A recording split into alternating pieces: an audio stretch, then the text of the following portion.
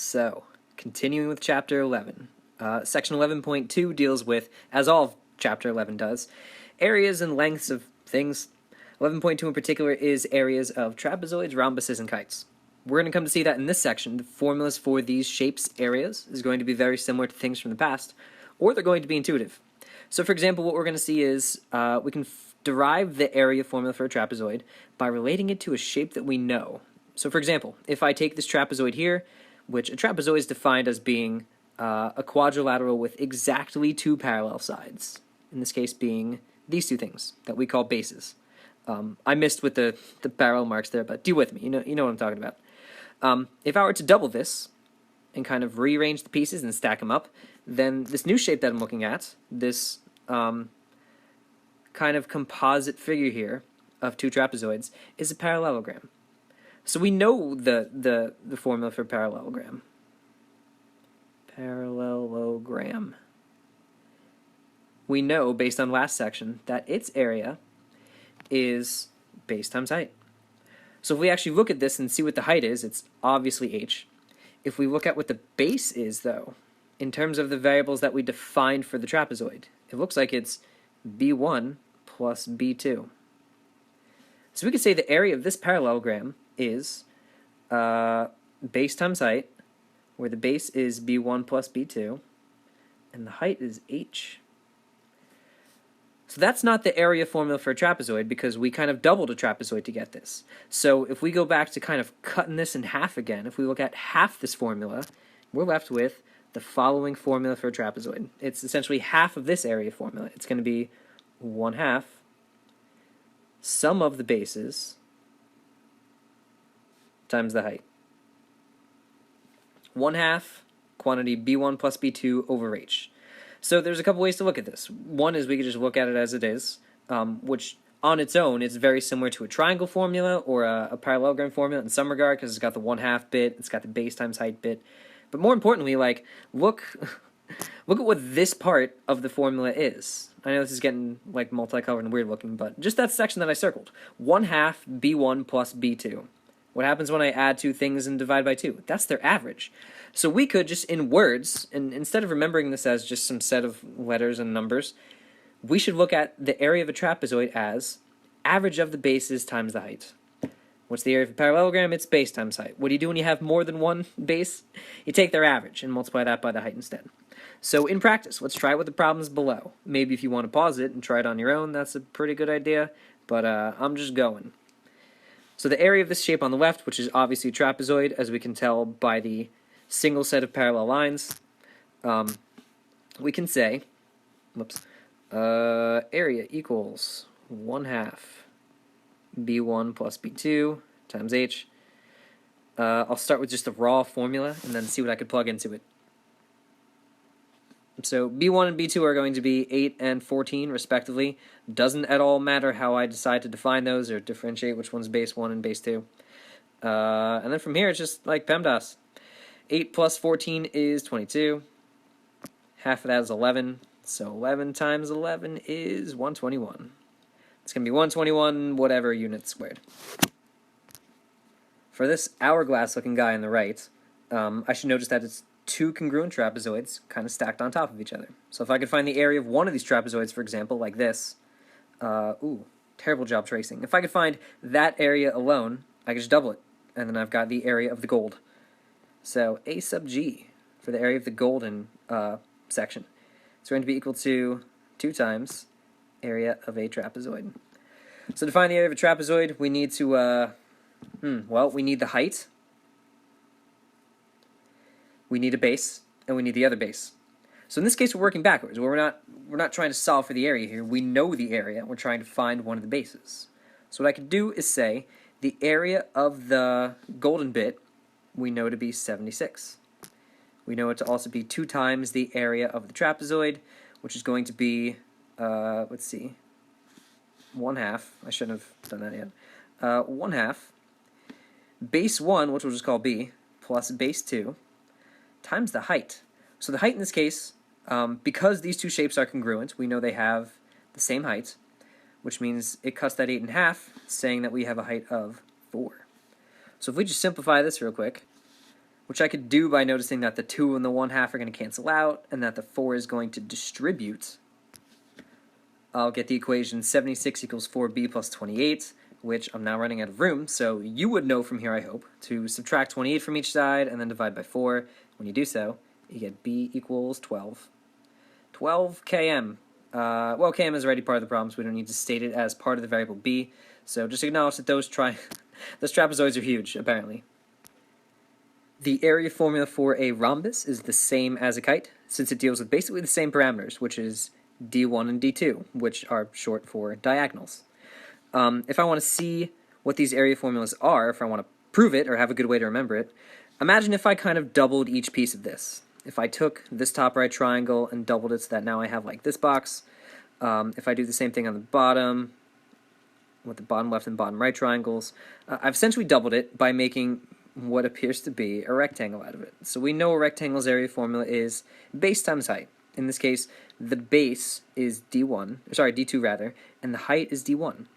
So this shape, this rectangle that I've made, a sub r, has an area of d1 times d2. If I do the same thing with the kite on the right, I'll have not congruent triangles like I did in the left, but I could still kind of double it to get a rectangle where the base is d2 and the height is d1. So this area formula would apply. This is the height, the area of a kite. Sorry, not area of the kite. Area of a rectangle as well, where the rectangle is derived from the kite. Same old thing. However, we know this to not be the actual areas of these things because we had to double the golden spaces to make the white spaces in order to get some formula for the area. So at this point I've zoomed back out, and if we kind of undouble the fact that we doubled this in the first place, and if we kind of borrow this area formula for the rectangle and then undouble it, we'd essentially be having the formula. To get that, the area of either of these two shapes, the kite or the rhombus, by the way, it's probably obvious, but this R stood for rectangle in the formula, not rhombus. Now that we're talking about rhombuses, though, or rhombi again, I don't know. The area of a rhombus and kite is both going to be 1/2 diagonal 1 times diagonal 2. Let me clean this up a bit. It's a good thing I could pause the video to make my writing not look like trash. Speaking of pausing the video, you guys should pause the video and try these 3 problems on the bottom, but here I go. We should acknowledge this thing on the left is a trapezoid, so even though we just did this, we're going to do it again. Average of the bases, so half 6 plus 8 times height gives me half of 14 times 4. Half of 14 is 7, 7 times 4 is 28. Here we actually have units.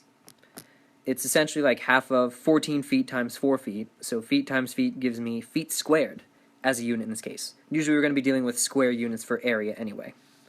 For the second one, it looks like diagonal 1 is defined as 14. It looks like diagonal 2 is defined as 6, or vice versa, doesn't matter.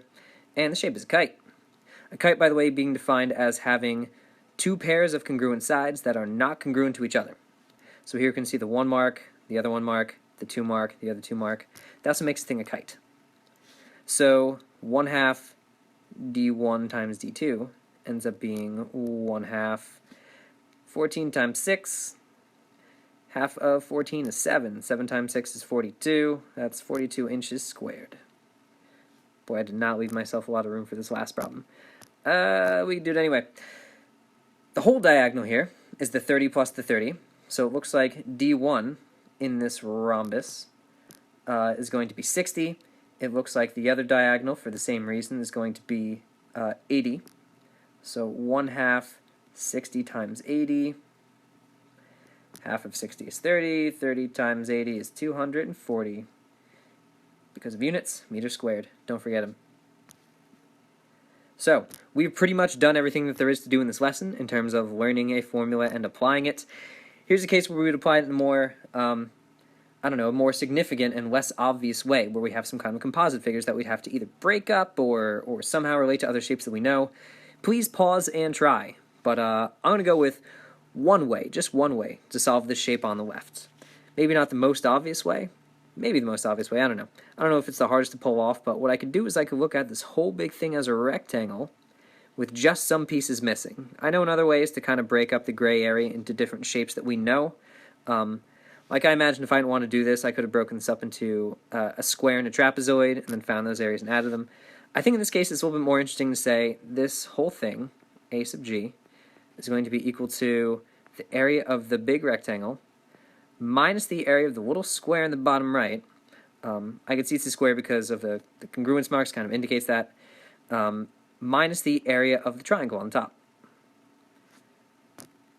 So let's suppose I want to find the area of the triangle first. I could say this whole side length to the right is 5, minus the 1.6 here, minus the 1.5 there, gets me a length of 1.9. Definitely take out your calculator for this one. So, and the area of the square on the bottom, since we know one side is 1.5, we know the other side is going to be 1.5. 1.5 squared is, well, let me just start writing this on the bottom. Area of the gray is area of the rectangle, which we can clearly see is 5 times 7, so 35, minus area of the square, we determined to be 2.25, because that's what 1.5 squared is. Area of the triangle, which I'll just do off to the side, is 1/2 base times height. So 1/2 of, boy, I drew this badly, hang on. 1/2 times 1.5 times 1.9 is 1.425. So if I add this to the bottom equation, if I want to actually solve now, well, I'm going to throw it all in the calculator because that's way easier. If you got it, you might as well use it. It comes out to 30.825 meters squared, which again, if you chunked up that shape on top, the gray bits, into a square and a trapezoid, and then added those two, you should get the same thing, if you did it right. So, on top, top right that is, if the area is 30 yards squared, find z. I definitely should have actually somehow indicated that this thing is a kite. So what I could do is say, I could just stick with the kite formula and start filling in the pieces as we go. Area of the kite is 1/2 the product of the diagonals. The area is 30. 1/2 is just 1/2. Let's go with D1 being the vertical diagonal, in which case this bit is also 3, because we know the horizontal bit bisects it. So that makes the diagonal 6, and then the other diagonal, using the segment addition postulate, is 8 plus z. So if I clean this up a bit by simplifying things, which I'm doing with the magic of editing, if I continue to clean things up, first I distribute, then I subtract 24 from each side, then I divide by 3 to get z equals 2. Well, that's all I got. The video is long enough anyway. So again, in conclusion, that is the area of trapezoids, rhombuses, kites. In the past, we've handled squares, rectangles, what else? Triangles, probably a couple other things too, parallelograms. So right now we have a pretty robust base of areas, and we can deal with them when we see them in composite figures. So, more to come in the future.